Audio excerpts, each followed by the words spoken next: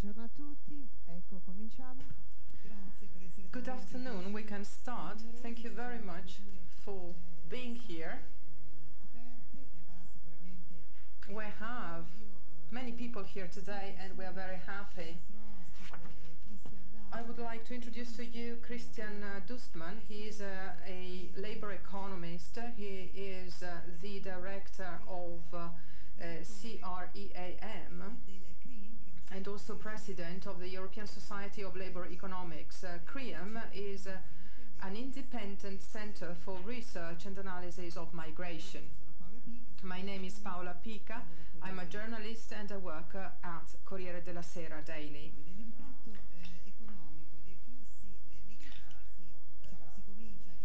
The impact of migration flows is a topic which is at present debated, and not only at universities.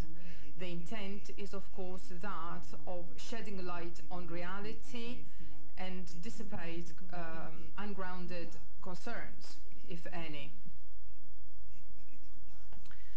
As you probably noticed,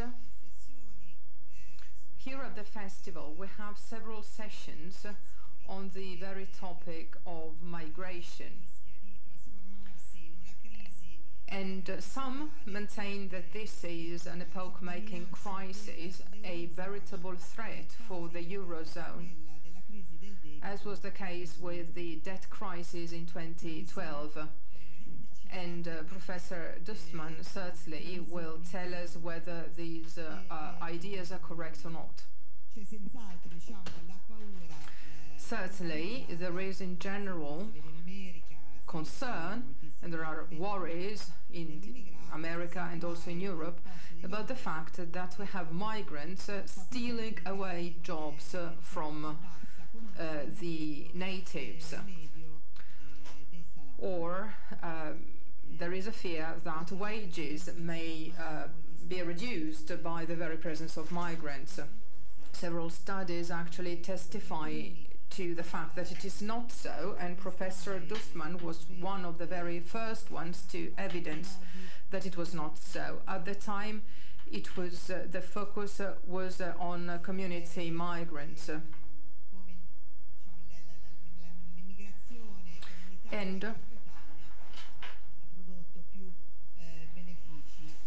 the focus was again on community migrants, and that was also the case with the United Kingdom. The World Bank estimates that by 2025 the world GDP might grow by $350 million with a 3% increase in labor in wealthy countries, again in 2025. But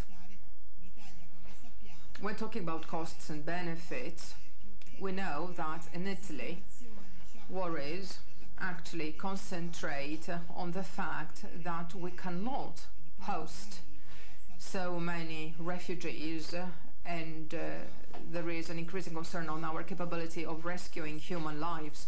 Of course, rescue activities do have a cost, and I agree with what De Mauro, the director of Internazionale, said, who wrote yesterday that we do not want to be the generation or the generations who did not do enough or who were indifferent and turned their head the other side.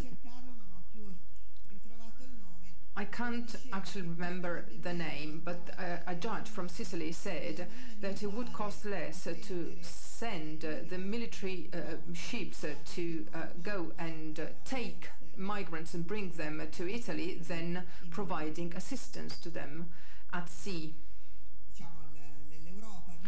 Europe,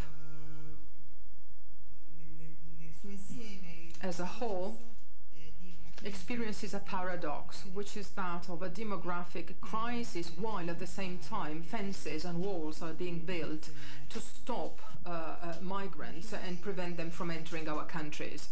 Now I would like to give the floor to Professor DUSTMANN, and my question to Professor DUSTMANN is whether it is still correct to draw a distinction between economic migrants and refugees or asylum seekers. Thank you.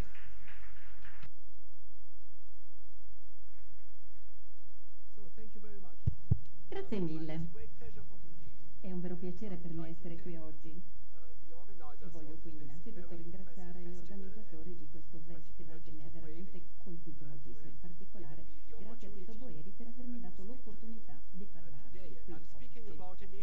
E vi parlerò proprio di una problematica che è decisamente in primo piano per quanto riguarda la stampa e i media. Lo era già all'inizio degli anni 90, poi per molti anni non si è parlato delle migrazioni di profughi. Negli ultimi anni però questo è diventato l'argomento predominante nei dibattiti pubblici e politici e nei titoli dei giornali. Di conseguenza cercherò nella mia relazione di darvi alcune informazioni sui diversi aspetti della migrazione dei profughi. As it is led today is very often pretty uninformed that is something which hopefully we can fix to some extent. So before I start, let me give you some idea about the structure of my talk. I first want to define who and what actually is a refugee. I would like then to talk about asylum and refugee policies in Europe, about attempts to harmonize these policies and where we are in that particular direction. I then talk about the current crisis, and I will give you some numbers on recent refugee movements. I will then talk about the economic aspects of refugee migration and how refugee migration compares to another type of migration. And I always think it is unbelievably important to distinguish those two types of migration, and that is economic migration. We'll then end with political polarization and how past experiences European countries have had with refugee migration has impacted on the political spectrum and vote shares, by just giving you one particular example. And in the end, I will then draw some conclusions and make some statements which may help us to open up for discussions and questions. What and who actually is a refugee? The term refugee is often used in two different contexts. So first of all, a person who flees the country of origin is often referred to as a refugee. Secondly, a person who has refugee status in a country of asylum is often also referred to as a refugee. And this last definition is the definition which is often used in statistical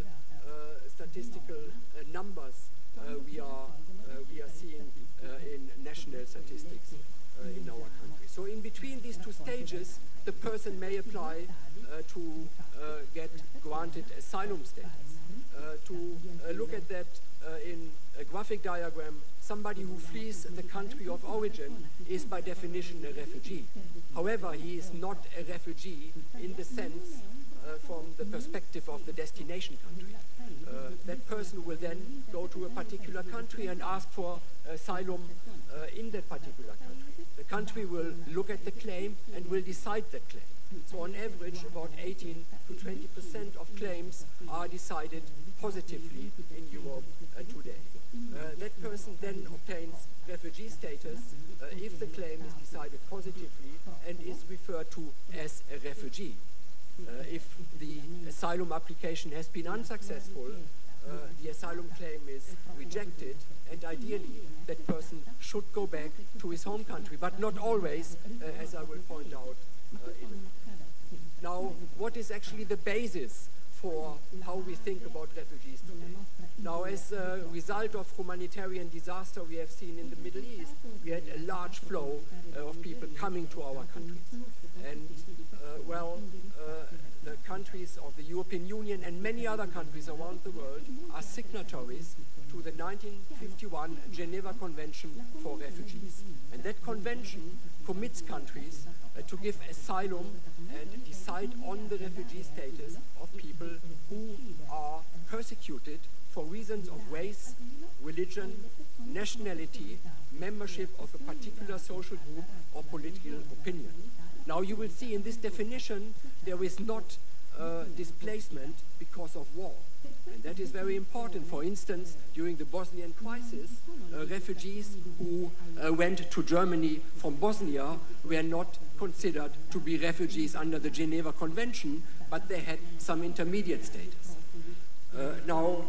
These people are then called asylum seekers until they are granted refugee status, either by the contracting state, which could be any of the EU member states, or the United Nations High Commissioner for Refugees, short UNHCR.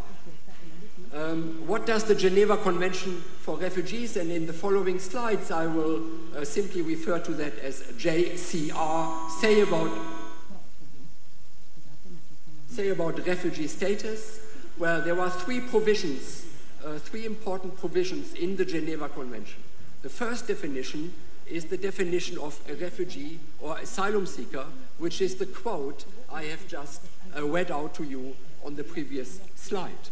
The second is the so-called not refoulement clause. So that clause means that an applicant cannot be returned where his life or freedom is threatened, even if that person is failing to obtain refugee status. Now, for instance, if somebody comes from an area of war, however, doesn't fulfill the requirements to be granted full refugee status under the Geneva Convention, the country which is deciding upon that particular application cannot send that person back to that area because his life may be threatened. And that has led to many subsidiary forms of protection across different European countries and across different countries around the world. Now, the third provision is that unauthorized, or very often also referred to as illegal migration, does not exclude an individual from procedures to determine refugee status. So if the many people who are fleeing the disaster in the Middle East at the moment enter European countries in an unauthorized way, that does not mean that we do not have to decide about their refugee status. And that is exactly what we are seeing at the moment happening.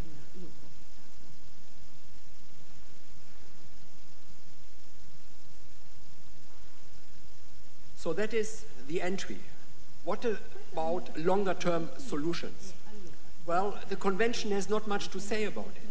What it says is that assimilation and naturalization of refugees is encouraged, but the Geneva Convention does not provide the right for the refugee to have permanent residence. That's up to the receiving country, and we will see a little bit later down my talk that there is a lot of challenges for receiving countries at the moment how to deal with permanent solutions to the current crisis. The UNHCR identifies three forms of durable solution for refugees. The first form is return to the country of origin if the source of fleeing a particular country is not existent anymore. Secondly, a local integration in the country of first asylum. And third, resettlement into third countries. And all three tools are actually used currently and have been used in past refugee movements Europe has experienced. Asylum and refugee policies in Europe. Now, of course, if you have an area of free travel like the Schengen area, or you have an area where you have free mobility like the European Union at large, then coordination on this very particular aspect is very, very important. Now, the Geneva Convention for Refugees provides a framework, but it doesn't really give us strict rules. So that means there is a lot of interpretation possible how to interpret the Geneva Convention, how to deal with asylum seekers when deciding about their claim. There is a lot of leeway for countries to determine what actually is a safe origin country and what is a safe third country. And when you look at the different legal texts, just looking at member states of the European Union, you will see that, for instance, the definitions of third countries which are safe, or of safe origin countries, differs dramatically between different European member states. That's one source of the coordination problems we are facing at the moment. Well, more generally, one can say that the interpretations of the Geneva Convention became stricter since the late 1980s and the early 1990s, when the breakup of the Soviet Union led to the first large inflow of refugees into Europe. Not surprisingly, there have been many attempts in Europe to come up with a common European asylum system, to create coordination on the various issues which are opened up by individuals who flee persecution or who flee humanitarian disaster coming to European shores. There has been a series of EU directives aimed at harmonizing standards, procedures, and processes. Probably the most famous one is the Dublin Convention, and it became famous because it failed so utterly over the last 2 years. The Dublin Convention was set up in 1990, and it was set up to, avoid that asylum seekers who did not get asylum in one European member state simply walked to the next European member state and asked again for asylum. The Dublin Convention foresees that responsibility for asylum claims are with that country to which an individual enters the European Union. And it is very obvious in the case of Italy and Greece and what we have seen in 2015 and in the early month of 2016 that the Dublin Convention has not been really designed for the type of challenges the European Union is facing at the moment. There have been other treaties, the Treaty of Amsterdam in 1999. There have been many treaties which tried to build a common European asylum system. There has been the establishment of Frontex to protect the common European borders. But I think overall one could probably conclude that the attempts of harmonization, which are very important, had relatively little success. I want to give you some examples about the challenges we face in the direction of coordinating our asylum and refugee policies. For instance, the EU agreed in September 2015 on relocating 160,000 refugees over 2 years from Italy and Greece to other member states of the European Union. There were several countries who voted against the scheme, but many countries who agreed upon the scheme. As of May 2016, only 5%, or 7,400, of these places have been made available, and less than 1%, or 1,400, of refugees have actively been relocated. And I don't think that in the next year we will see much progress on that particular front. To give you another example, in this graph I have on the horizontal axis for the period between 2000 and 2014, the applications per 10,000 of population for different European countries. On the vertical axis is the share of applications which have been processed on a yearly basis. So that is the speed with which the asylum system, or the system which is deciding about asylum claims of refugees, is working in different countries. Now, the first thing I want to point out is that the speed of those institutions is not correlated at all with the number of asylum claims a particular country receives. The red line is the regression line, and it is simply flat. But what you also see is that there is dramatic heterogeneity in the speed of deciding asylum claims. For instance, while Greece on a yearly basis decides about less than 40% of asylum claims, countries like Great Britain and Denmark decide on more than 70% of asylum claims, and many countries are in the middle. Another example is the approved asylum applications. Again, I cannot give you numbers for 2015, but only to 2014, but I think that is enough to make the point. What we have here are the 10 main countries in Europe which received asylum applications. The first column gives you the number of refugee stati which have been granted. The second column gives you the share of those refugee stati which are granted under the full Geneva status. As I said earlier, some individuals do not get full Geneva status but are not sent back because of particular conflict situations in the countries where they are coming from. So, for instance, in the case of Austria, 79% of applications of refugee status granted are refugee status under the full protection of the Geneva Convention. That means 21% are some subsidiary forms of protection.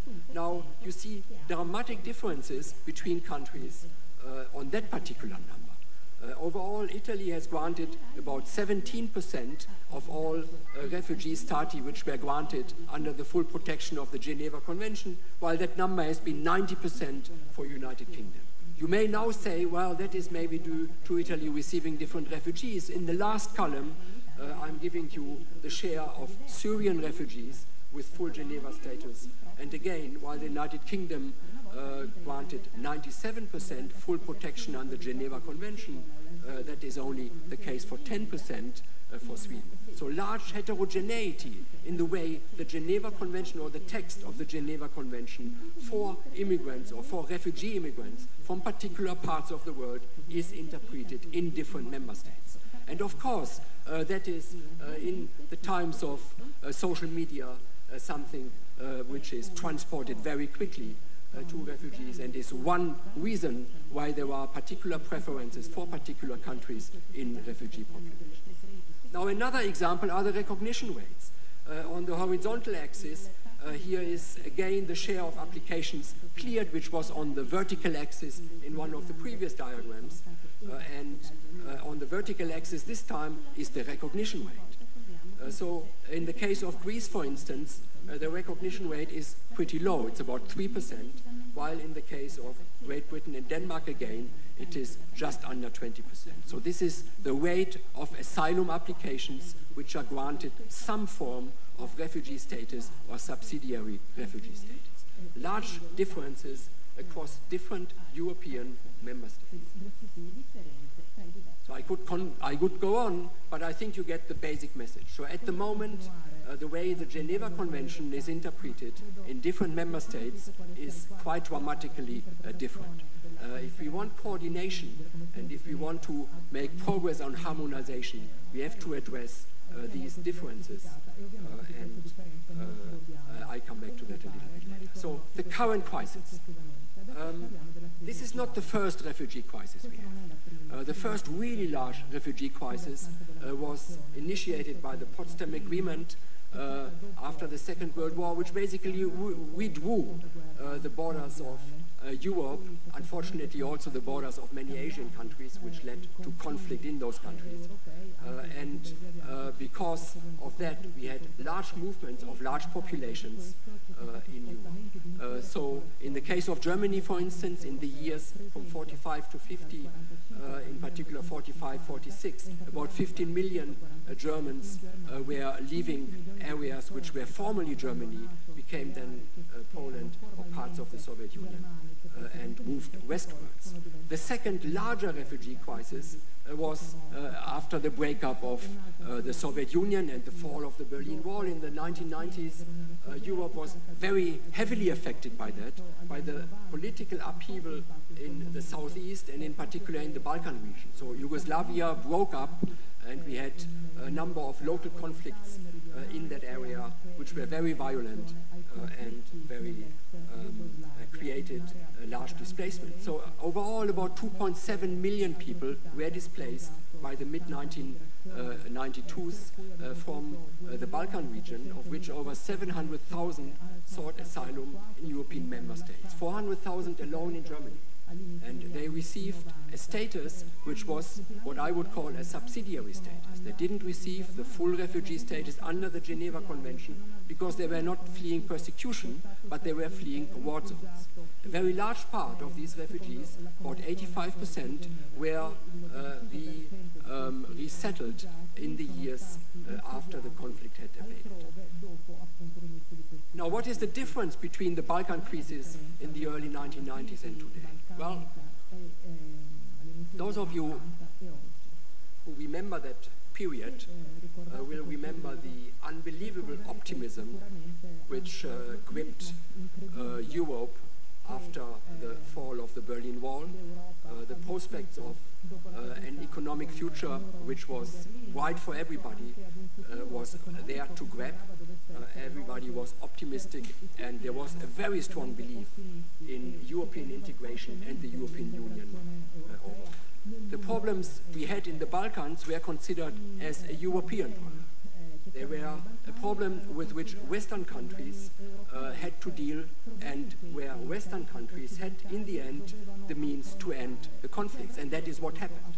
The intervention of NATO in the Balkan ended that conflict successfully.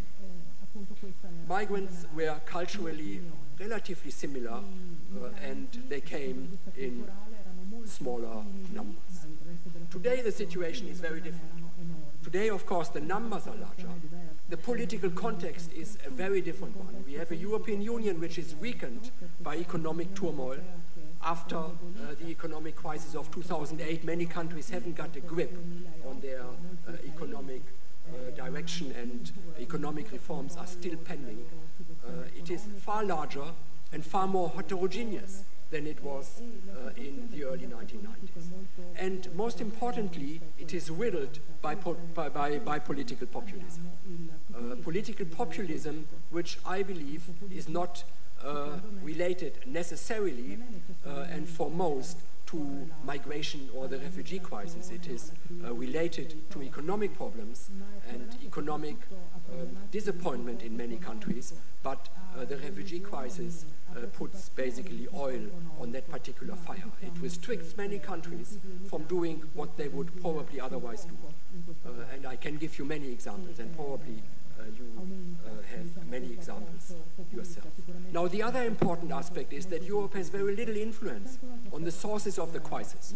The Syrian and the Afghan conflicts are outside Europe's geopolitical remit. They are driven at the moment by an ever-changing composition of different interest groups. Russia is involved, the United States are involved, some European countries are involved, but also new powers in the Arab world, which the first time became now very outspoken, such as Iran and Saudi Arabia, are involved in this conflict. So it is very difficult for Europe to determine the end of that situation and to restore security in that area. And that creates a lot of uncertainty about how long this crisis is lasting and a lot of, difficulty how we should deal with that crisis. And I will come back to that in a minute. There is also a complex Turkish position, and there is a very fragile political dialogue between the EU and Turkey. And Turkey, of course, is a key country in this particular conflict. Now let me give you some numbers. And again, unfortunately, I don't have all the numbers for 2015 because numbers from the UNHCR is only available until 2014. So this is the refugee population by area of origin between 1980 and 2014, unfortunately only. And you can see immediately that, the last peak in millions here, these are worldwide refugees, according to the first definition I gave you, individuals who flee from one country to another country because of conflict or persecution. In the 1990s it peaked at something like 15 million, and already in 2014 we were very close to that number, and in 2015 we have clearly superseded that number. Many of these people are seeking asylum. What I have here is the number of asylum applications by origin, and here we have 2015 included. And you can see that between 2013 and 2015, that number has shot up very dramatically, from something like 500,000 to something like 2 million applications by 2015, and I would think that 2016 is, maybe getting a little bit calmer, but still very significant. Now, how do individuals cross into Europe? And this is for what I have in this graph is the red line, which is from Frontex information, and that is what we are calling illegal crossings. So these are crossings of individuals in some country of the European Union of illegal nature. And again, you can see that from 2014, 2015, this has dramatically increased. The different bars I have in this diagram give you the three main routes. And the difference between, say, this point in the graph and this point are other routes. There are many other routes, depending on the origin countries. But what is pretty clear here is that the routes are changing dramatically. So in 2015, the main route has been the Eastern Mediterranean. That is via Turkey and Greek islands into Europe. The second most important route has been the West Balkans, and the third most important route was the Central Mediterranean, which is via Malta and Italian islands. Now, in 2014, that was very different. Nel 2014 il quadro era molto diverso, nel senso che la via principale era quella di Malta, del Mediterraneo centrale. Le differenze a livello di rotte ci mostrano che ci sono delle differenze dovute alle politiche diverse che sono state implementate a livello europeo.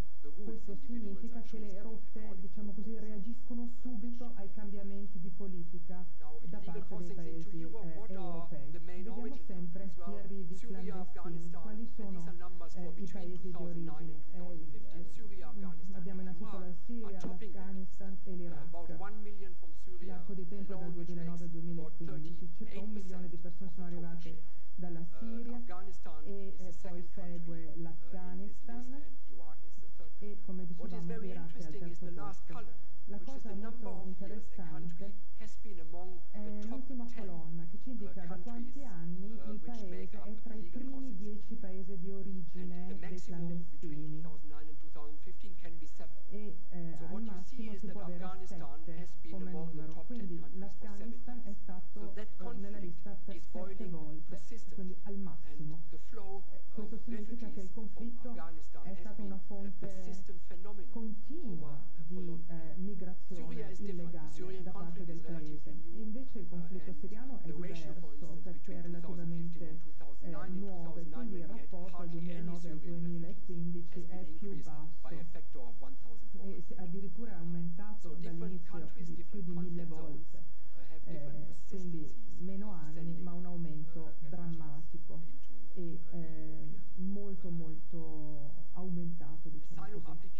Per quanto riguarda poi le richieste di asilo, vediamo questo quadro. Questi sono soggetti che arrivano in Europa e chiedono all'UNHCR o altre organizzazioni asilo.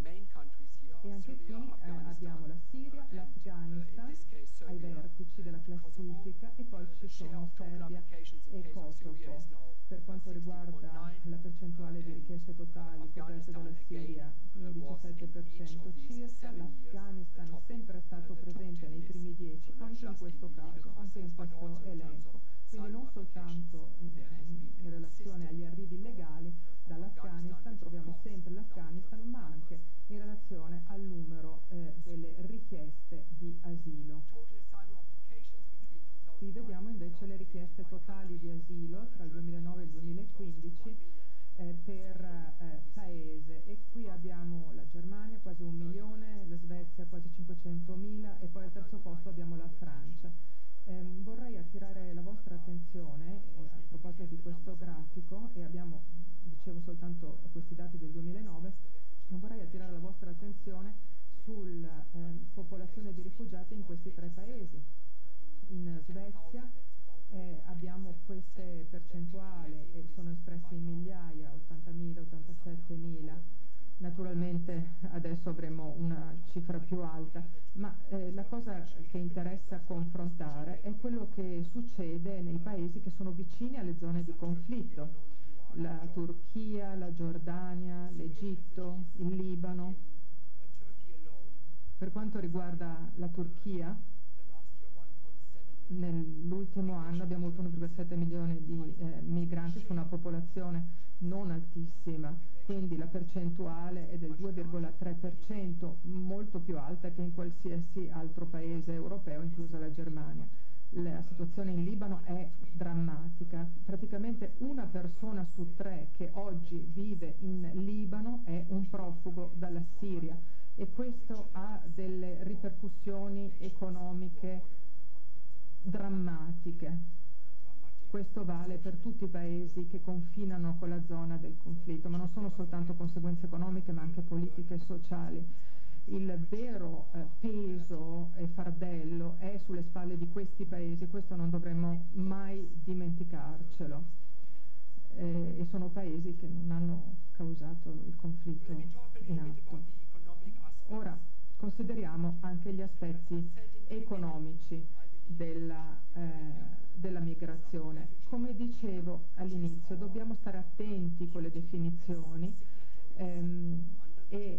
noi abbiamo dei doveri come paesi firmatari della Convenzione di Ginevra, abbiamo il dovere di accogliere i rifugiati, e questa è una cosa. Poi c'è l'emigrazione, la migrazione economica, è una cosa diversa. Quindi vediamo alcune di queste differenze. Un migrante economico normalmente sceglie di migrare, prende una decisione, decide di lasciare il proprio paese di origine e di cercare fortuna in un altro paese. Io per esempio ho deciso di andare nel Regno Unito, non chiedetemi perché, e magari anche molti di voi hanno deciso di migrare, di andare in un altro paese, ma noi questo lo abbiamo scelto. Un migrante rifugiato invece non ha fatto questa scelta, è obbligato a lasciare il proprio paese, e i paesi di destinazione poi scelgono di ammettere, di accettare, di accogliere i migranti economici. Nel mio caso il Regno Unito mi ha accolto. Per quanto riguarda invece i migranti che sono dei profughi e dei rifugiati, i paesi di destinazione rispettano i loro obblighi nell'accoglierli, e questo cambia completamente il quadro e anche i rapporti che ci sono. Quindi da una parte abbiamo la libera scelta che c'è da entrambe le parti, e invece nell'altro caso abbiamo dei meccanismi che sono meccanismi obbligati per entrambe le parti. E poi i paesi di destinazione scelgono anche le condizioni di migrazione per i migranti economici, per esempio dando la possibilità di risiedere in via permanente o meno. E il migrante può scegliere se accettare queste condizioni oppure no, il migrante economico. Invece nel caso dei rifugiati non è necessariamente così. Come dicevo anche prima, non sappiamo quanto durerà il conflitto in Siria. Questo va al di là della capacità decisionale di altri stati, e di conseguenza le condizioni, quadro di gestione della crisi cambiano e sono anche al di fuori della nostra portata di intervento. Consideriamo ora l'integrazione economica, che è un altro aspetto economico di fondamentale importanza, ed è quello di come gestire un numero significativo di persone che arrivano sulle nostre coste, come li integriamo. Ecco, qui è molto importante dire che le decisioni professionali più importanti dei migranti sono prese subito, all'inizio diciamo del ciclo di migrazione. Abbiamo quindi una finestra di intervento che non è molto ampia, e non è soltanto una questione di volontà politica, ma è qualcosa che è correlato al nostro meccanismo di welfare e di incentivi. Facciamo un esempio: se si ristruttura per esempio un appartamento e non si fa un certo intervento all'inizio, poi questo intervento, che magari era di base, non lo si può più fare per 10 anni, ci si è persi la finestra di intervento. La stessa cosa vale qua. Se si arriva in un paese che ha delle restrizioni molto severe sull'emissione nel mercato del lavoro, questo significa che c'è un forte disincentivo a investire in quel paese, anche se magari ne varrebbe la pena. Quindi la mancanza mancanza di supporto, l'incertezza del futuro comporta delle perdite significative a livello di potenziale professionale e lavorativo a causa della mancanza di investimenti iniziali, e questo si rifà proprio ad un paper che abbiamo scritto da poco sulle prospettive di carriera dei migranti a lungo termine e a breve termine. Se c'è una prospettiva a lungo termine si investe di più in un paese e il profilo di carriera è diverso, è più positivo, e anche il livello di profilo salariale migliora. Quindi i primi anni sono fondamentali, direi addirittura il primo mese è fondamentale. Allora, qual è la politica ottimale? Se noi pensiamo ad un insediamento permanente, allora le politiche ottimali significano un processo di asilo molto breve, ma abbiamo visto prima che c'è un quadro molto eterogeneo, e poi ci vogliono programmi per l'integrazione immediata e l'erogazione immediata di una prospettiva a lungo termine. Ma forse questa non è la politica migliore con i numeri che abbiamo adesso. Magari la cosa migliore era quello che abbiamo fatto quando c'è stata la crisi dei Balcani, cioè dare un rifugio di tipo temporaneo e poi rimandare le persone nel proprio paese. Magari tante persone vogliono tornare nel loro paese. E questo cosa significherebbe? Significherebbe comunque avere un'integrazione nel mercato del lavoro, ma scoraggiando un insediamento permanente, incoraggiando invece i legami con il paese di origine e preparando per un eventuale reinsediamento in questi paesi. Noi abbiamo, dicevamo, un'influenza molto ridotta sui conflitti in corso e non sappiamo quanto durerà la situazione attuale in Medio Oriente. Quindi supponiamo che vada avanti per altri 10 anni, probabilmente in quel caso la situazione migliore è quella dell'insediamento permanente, invece la dislocazione magari è quella ottimale se ipotizziamo una durata di un anno. È un'ipotesi tutto questo e di conseguenza è anche un dilemma, non sappiamo. Cosa sappiamo dei rifugiati che sono arrivati da noi nell'ultimo anno, anno e mezzo? Alcuni dicono di sapere molto, ma tutti i dati che io ho visto fino adesso ci suggeriscono che in effetti non è che sappiamo molto, anzi sappiamo proprio poco, nel senso che non abbiamo dei dati per esempio sull'istruzione, non abbiamo ancora iniziato l'integrazione lavorativa, quindi non sappiamo niente dell'accesso al mercato del lavoro, non sappiamo molto, però possiamo imparare qualcosa dal passato. Nel senso che ci sono già popolazioni di rifugiati in Europa e tanti provengono anche dalla stessa regione da cui provengono in questo momento i flussi migratori. Io vi offrirei a questo punto alcuni dati e alcuni grafici anche su questo aspetto. Questo si basa su un'analisi europea e questo confluisce nel paper che stiamo scrivendo, di cui vi dicevo prima. Qui abbiamo le probabilità di impiego degli immigrati e di diversi gruppi di immigrati rispetto alla popolazione locale autoctona nei diversi paesi dopo il 2008. Qui vediamo appunto la probabilità dello 0,043 rispetto ai migranti, e questi sono i migranti EU. Poi i non UE, scusate, 0,082, e la probabilità di impiego dei rifugiati è di 0,183 in meno, quindi è il gruppo decisamente più svantaggiato e questo ci preoccupa molto. Dobbiamo migliorare il nostro approccio e avere una situazione migliore nella crisi attuale. A questo punto possiamo suddividere la popolazione in base ai paesi di origine e questo lo vediamo proprio in questo grafico. La cosa che ci preoccupa ancora di più è che per i residenti nel 2008 nei paesi dell'Unione Europea il gruppo più problematico sostanzialmente ha la stessa origine dei migranti che stanno arrivando adesso. Questo non significa niente in realtà, ma suggerisce, diciamo così, che effettivamente non siamo stati bravissimi nell'integrare queste persone nel mercato del lavoro.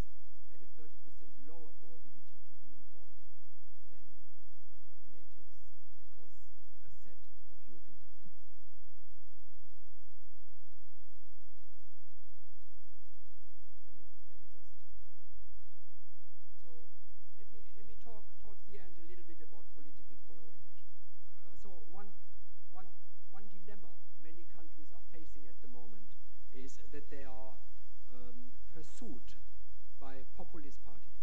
That is, well, the case to some extent in Italy, and these populist parties are to be found on the left as well as on the right. This is a completely new phenomenon to that magnitude across Europe, and as we all know, this has also gripped now the United States. These populist parties are, well, very often thriving on an anti-immigration agenda. And it makes it therefore very difficult for politicians to deal with that challenge. Now, to what extent refugee allocation or refugees really create political polarization, of course, is a very important question. And we started working on that by looking at a country so a major issue in Europe is therefore the political fallout of refugee allocation. Now, the question we would want to have answered is whether refugee allocation is creating, to some extent, an increase in the vote shares of parties on the right side of the political spectrum who have an anti-immigration agenda.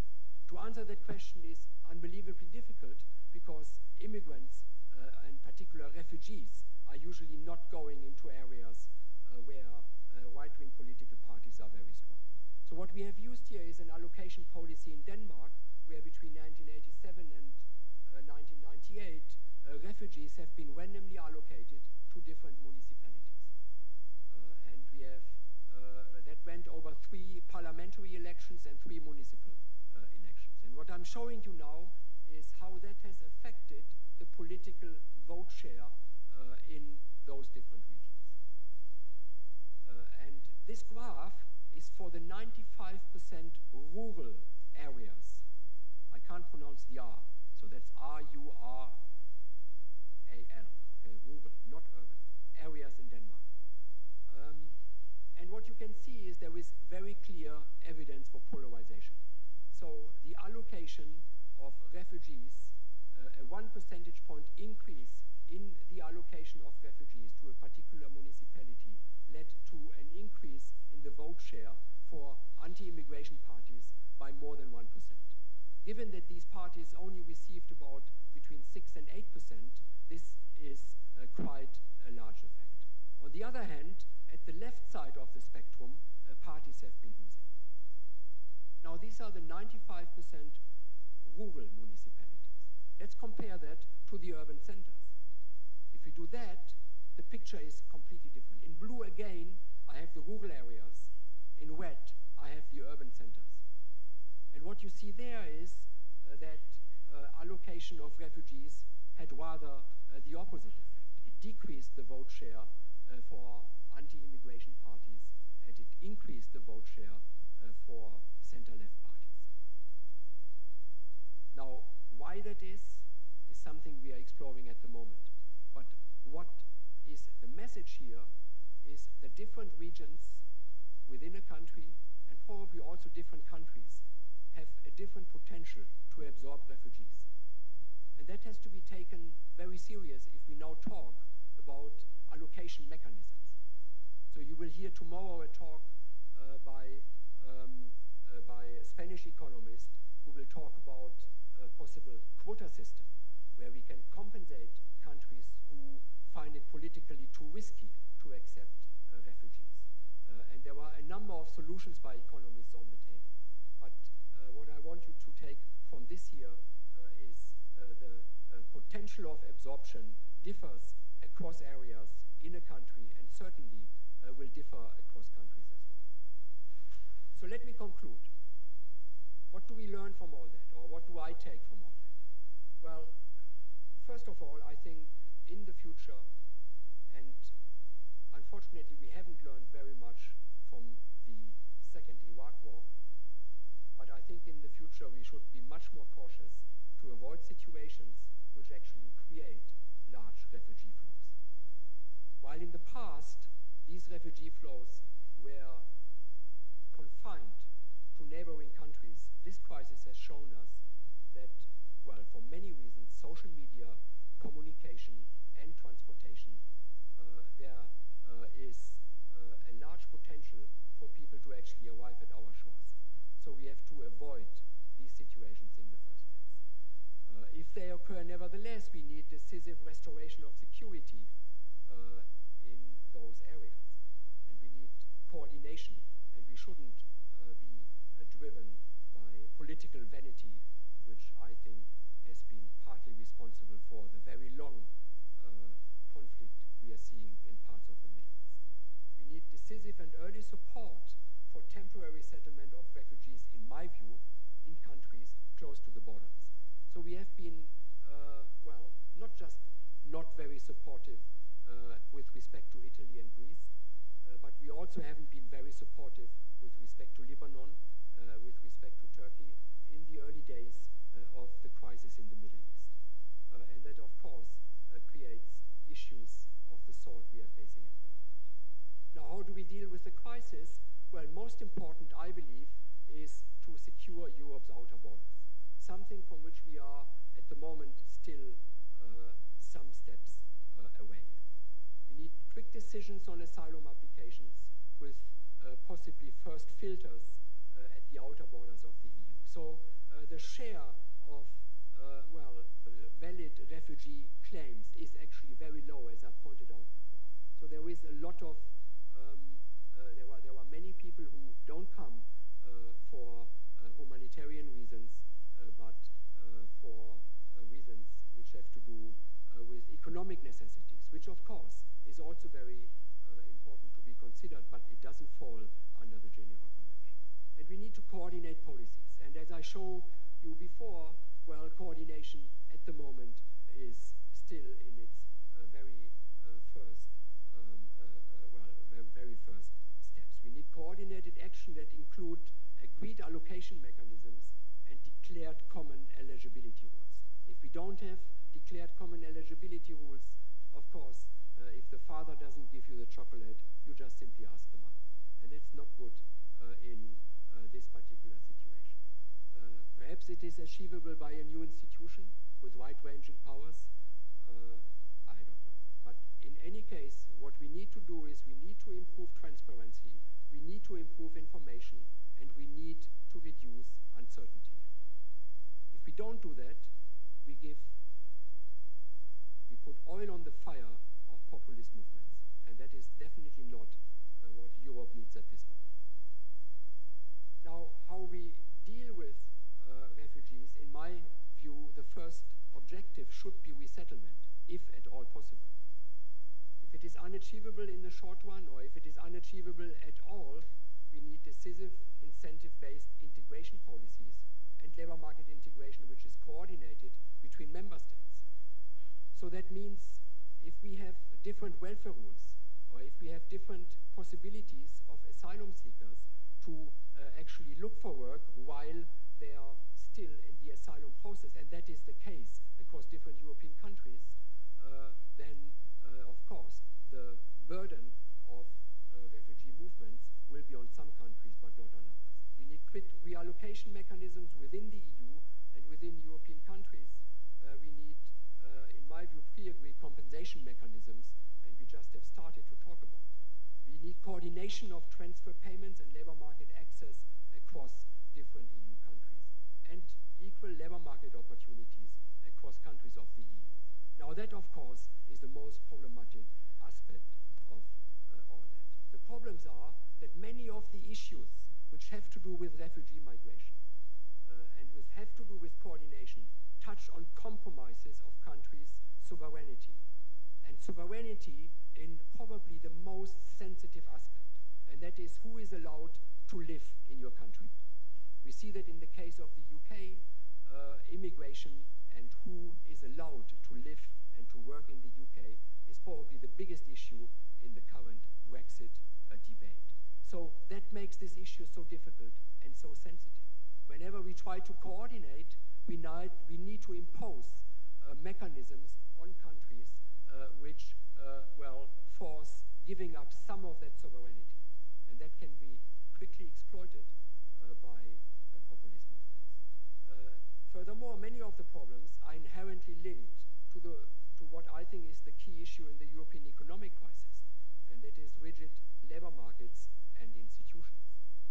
So if you come to the UK, UK, it's very easy to find a job. If you go to Germany, it's already more difficult if you don't have the right qualifications. If you go to Southern Europe, that is even more difficult. And of course, that determines where refugees would want to go to and where they want to live. And that determines the burden different countries are sharing in this particular crisis. Thank you very much.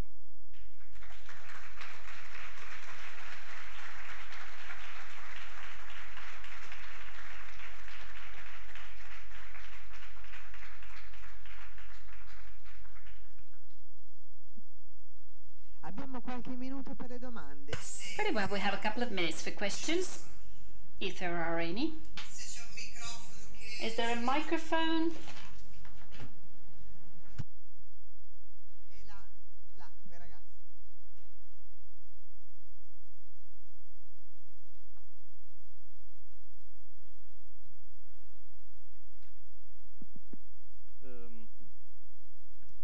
So thank you for the presentation. I was very surprised by the result from the Danish municipalities in which there was this huge difference between rural and urban area. I was wondering whether you investigated the channels and if this difference is more due to composition of voters in rural versus urban area, or to a different number of migrants, so probably maybe urban area received on percentage of population more refugees than urban area. Thank you.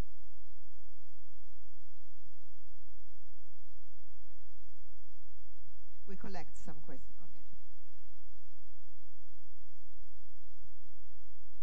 Allora, io ho due domande da I have two questions regarding your conclusions. So the first question is, why should the citizen give up part of his or her sovereignty unless this sovereignty is restored at a higher level with the very same rights that are present in the sovereignty the citizen enjoys in his own country? And then I have a second question. How can we believe that a less stiff labor market would be a solution? I mean, we can also say that jobs must be defended. Why should working people in a certain country give up the rights, the labor rights that have conquered throughout many years? Why should they accept that? I mean, if the solutions you propose are these, well, I believe that populism will expand significantly in the coming years.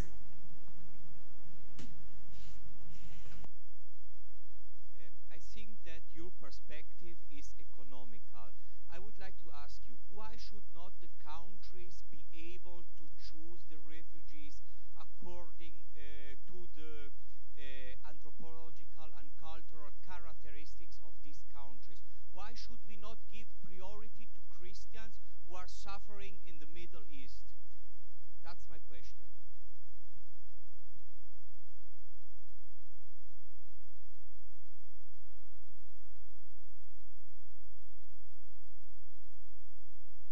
Io vorrei porre un'altra domanda. We always hear of the political problems. Can you hear the translation? Thanks. So we hear about political problems related to wars that have been triggered off by careless policies. But within the framework of the rich Western countries and the EU countries, we never mention the crisis brought about by climate change. We do not realize that in 20, 30 years, if we continue like this, there will be huge migrations caused by floods and droughts. So this long-term scenario is never taken into consideration, and we always think that migration is a phenomenon that can span over a few years or a few dozens of years maximum. Which is your opinion in this respect?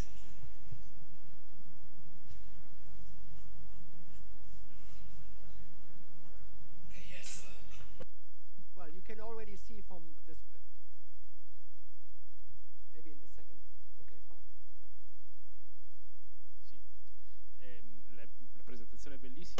Thank you very much. Beautiful presentation, excellent data, wonderful diagrams. My question is, I believe you have a very orthodox approach in a world that is proving that orthodoxy in economic approaches is actually failing.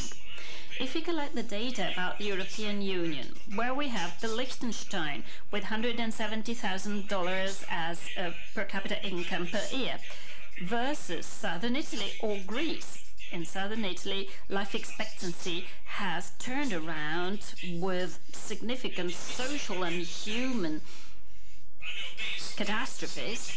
Well, considering this dishomogeneity, I believe that if we base our idea on a pool of data that put together Greece, where children mortality has gone up by 75% in the last 2 years, and Liechtenstein, where you have people who earn so much money, well, how can we draw some conclusions from such a dishomogeneous situation?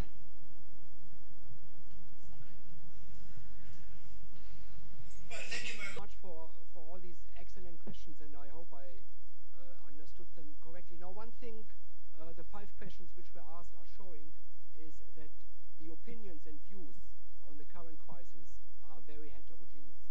And that's, of course, part of the challenge politicians are facing. Now, I would want to say I don't take a stand on this crisis. What I try to do here today is not to make any statements about the state of Greece or Liechtenstein in accepting refugees. I have just tried to give you some information about what is going on at the moment, and from that I have drawn some conclusion, which of course we can discuss. Now, clearly, different European countries have different potentials to deal with this crisis, and you are perfectly right that Greece is in a very vulnerable position, and Liechtenstein is certainly in a much stronger position. But the idea of the European Union has always been to redistribute, and we will redistribute in this instance as well. New European member states, like the southern enlargement and very recently the eastern enlargement, of course, lead to large redistribution of funds, of development funds into those countries which are economically weaker. And I don't see any reason why we wouldn't do that with the current refugee crisis. The long-term scenario you were pointing out, climate change is certainly one reason for why we can actually expect refugee migration or migration for economic reasons, or the pressure on Europe not abating in the near future. I am pretty sure that the issues we are talking about today will be with us for the next decades. They will not go away. The demographic developments are pointing in that direction. Developments of geopolitical dynamics are pointing in that direction. And the answer I can give to that is that I really hope that we are kind of speeding up the process of getting ourselves ready to deal with these challenges with a slightly faster pace than what we have been doing so far. But of course the challenges are really dramatic, and I don't want to make some of the decisions politicians actually have to make on these issues today. I absolutely and totally disagree with your views about whom we should give refuge. So the Geneva Convention was partly due to the horrors which happened during and before the Second World War, the persecution of Jews. Now, if you take the stand that because they didn't have the Christian religion, they shouldn't have.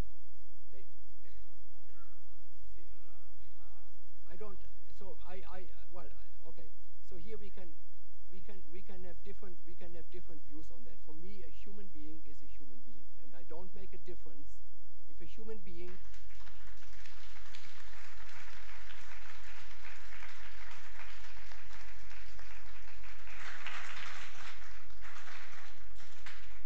If a human being is a refugee under the Geneva Convention, for me, the cultural background and the religion is absolutely not important. You are right, it matters, because it creates different political challenges.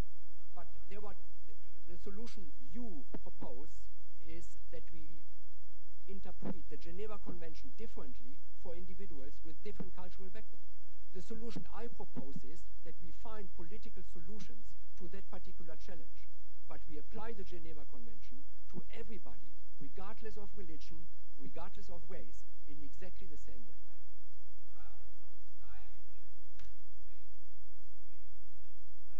We can. That's a different discourse.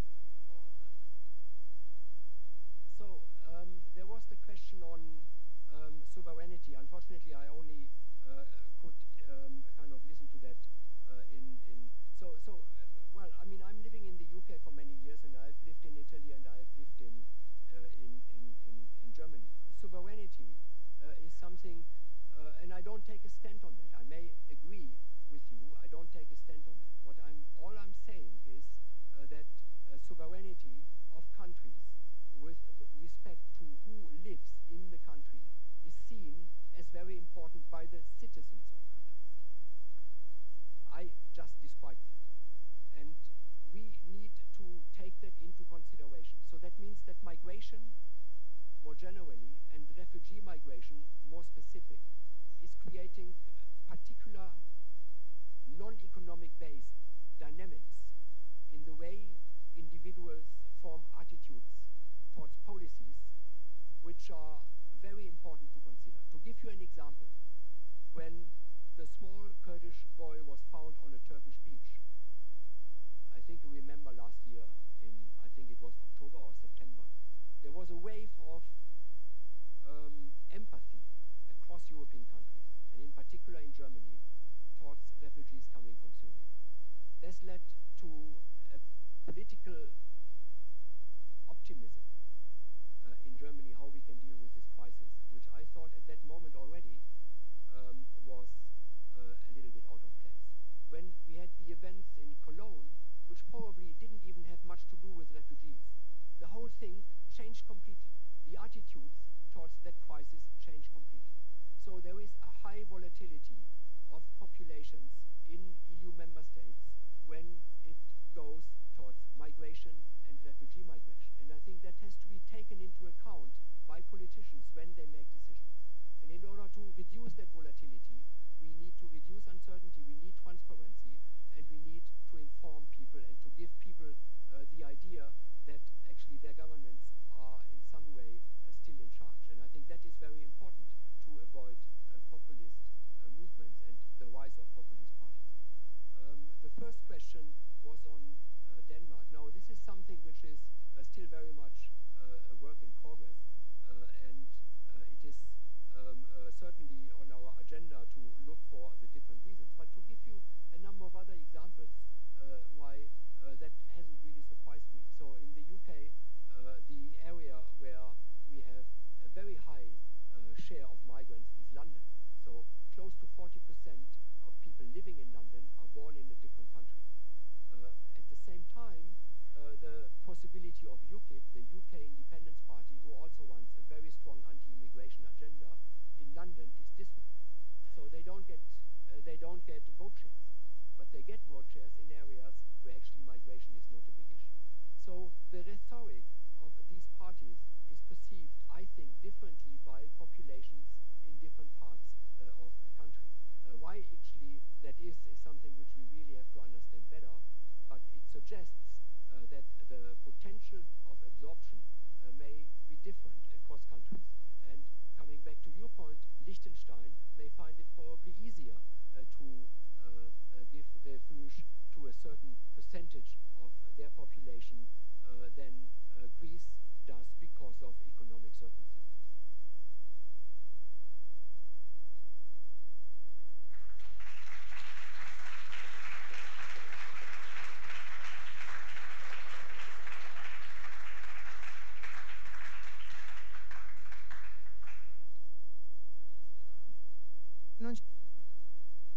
Ringrazio il professore. Unless there are additional questions, I would like to thank Professor DUSTMANN very much for his contribution.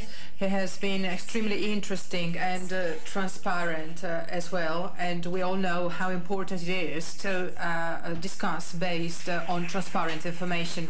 Thank you very much.